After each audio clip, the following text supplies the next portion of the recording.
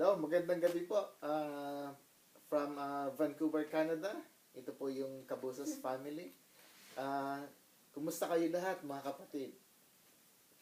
Namimiss namin kayo lahat dyan sa Winalain.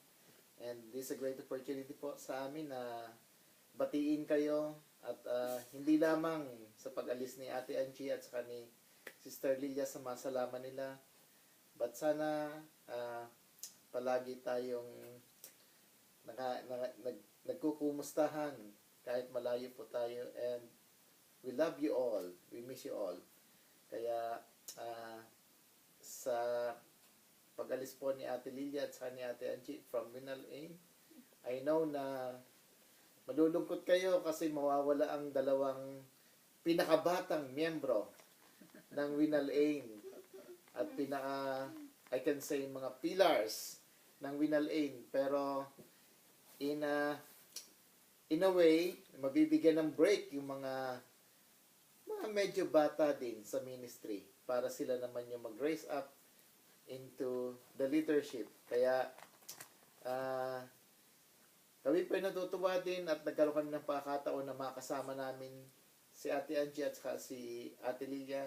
Yung ministry po namin sa Tawam, yung ministry namin sa loob ng Winalain, si Ate Lilia kasama namin sila pareho sa council.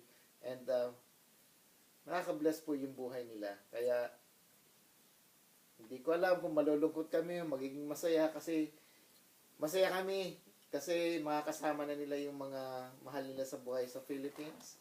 At malungkot kami para sa inyo kasi mawawala na kayo ng mga titas, yung mga hingahan nyo dyan sa Winalain. Pero I know God will raise more leaders para ang gawain ng Panginoon ay gawain ng Panginoon kailanman. Kaya magpapatuloy ito pag Panginoon ang nagtatag nito. I'll ask my family also to say something para sa kanila. Si Rose. Okay. Hi po mga kapatid, magandang gabi kasi dito nung record namin ito, at salamat sa paanyaya nyo na kami ay magbigay ng konting word sa pag-alis ng aming dalawang mahal na kapatid. I know it will be again, siyempre pag may umaalis, parang sad po yun. Kaya lang, on the other hand, happy kami para sa kanila kasi they will be with their families na, at makakasama na nila yung sa tagal ng panahon na nag-stay sila dyan.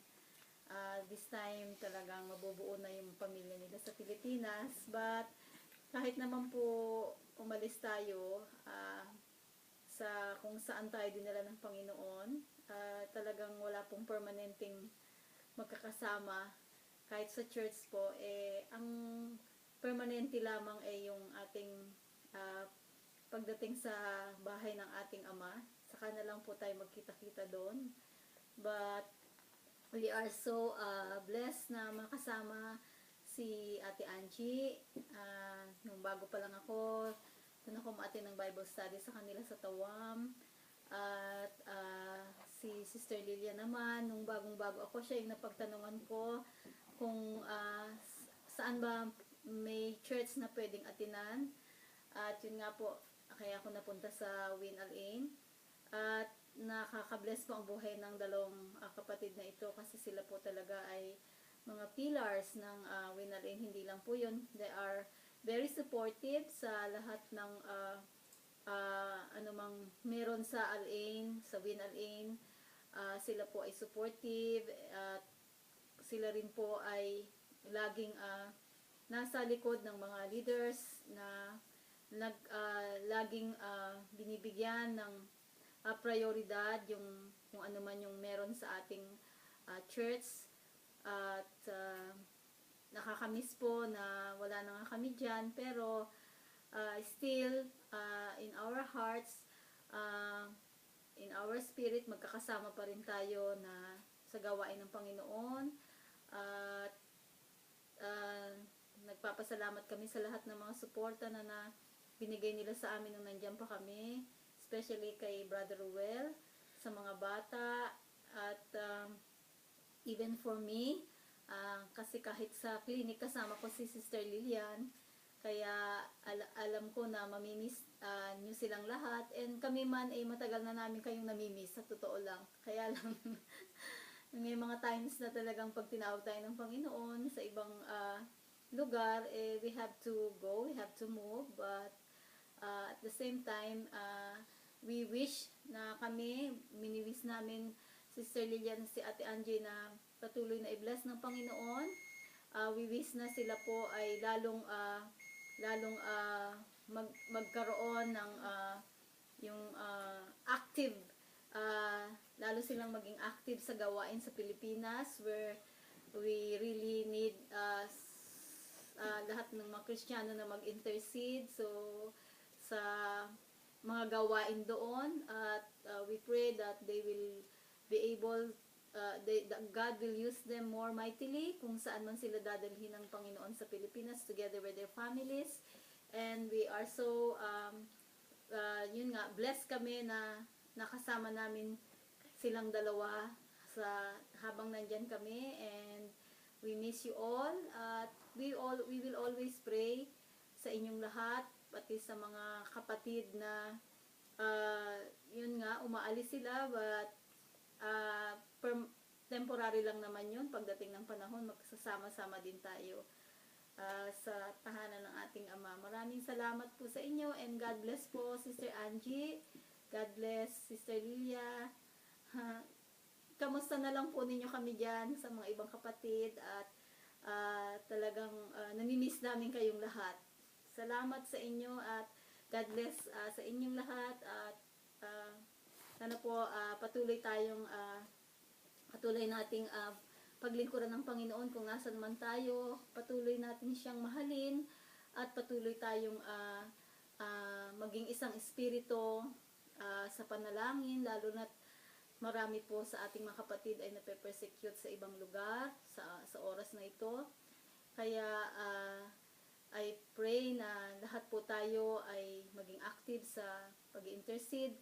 Alam ko po si Sister Lilia talagang tsaka Sister Angie talagang active na mga intercessor po ito ng Panginoon. Kaya natuto rin ako sa kanila. Marami kaming natutunan sa kanila, at they are so generous sa kanilang time. And we pray that God will bless you more and more, para lalo pa kayong magamit ng Panginoon. At we pray that God will equip you more, para sa ganun, kung ano man yung mga bagong mga challenges sa ating pananampalataya, sa inyong faith, sa darat na niyo sa Pilipinas, God will still make you all victorious. Maraming salamat po. And Eunice, do you want to tell something to Tita and Tita, ingat po kayo sa flight nyo. Salamat po sa madami pong blessings na pinigay po nyo po sa church, Tita. Ingat po kayo sa flight nyo. God bless po. Thank you. And that's it.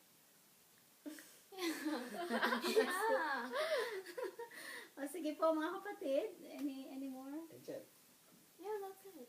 Sige po, hintayin namin si Ate Lilia dito, na alam ko pupunta si Ate Lilia dito sa Canada to visit yung anak niya pag nandito na. And hopefully si Ate Angie din makita namin somewhere someday, and we can still partner in the ministry.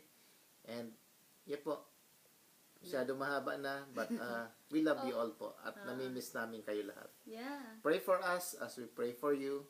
Magpanalingan po tayo sa isa't isa, and naway gamitin tayo lahat ng Panginoon sa ministry para maluwalhati pa natin siya for the furtherance of His kingdom, kahit saan man tayo.